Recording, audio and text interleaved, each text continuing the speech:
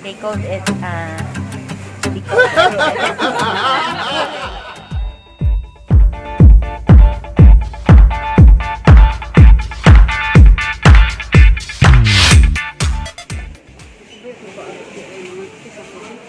welcome back again to my channel. This is Priscilla once again. How are you guys? Ngayon po, nag-celebrate kami ng Autumn Festival. Today is October 2.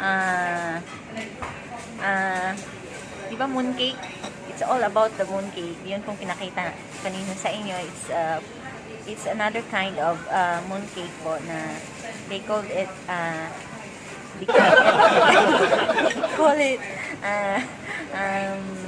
snow mooncake.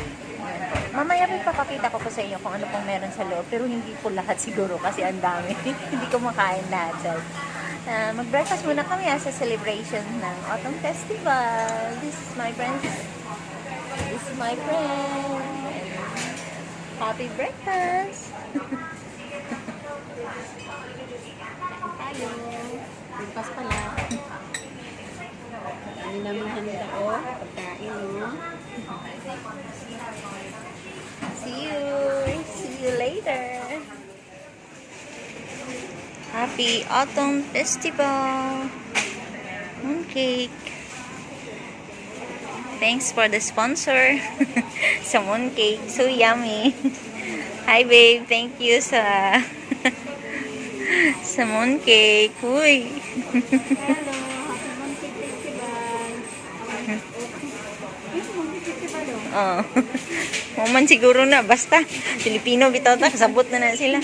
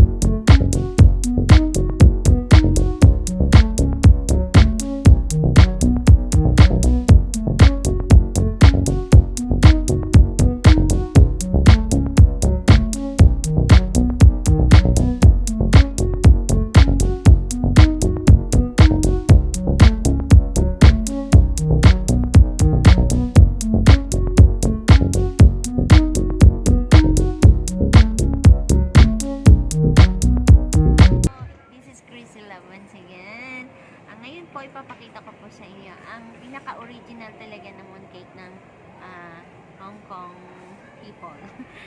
Ito po yung mooncake na papakita ko po sa inyo. Ang mooncake na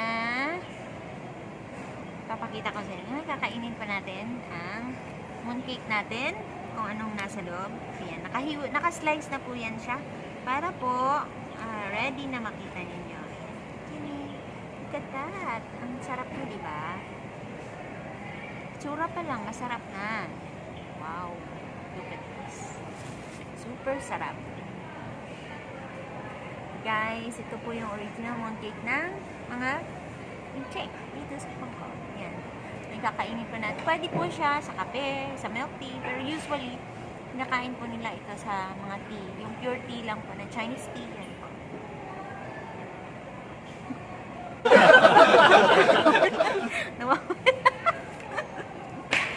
Namamali, sorry. Sa sobrang arte, namamali ako. Sige lang. 1, 2, 3. Sarap. Yan po. Ang sarap, ang tamis. Yan, saka ito po, itlog po yan siya. Salted, pero hindi po siya salted egg daw yan siya, pero hindi naman siya salty. Ewan ko, basta yan. Try ko pa. Pero ang gusto ko lang po talaga, ito yung matamis. Ayaw ko po masyado ito. Pero itatry ko, kakainin ko para sa inyo. Sarap.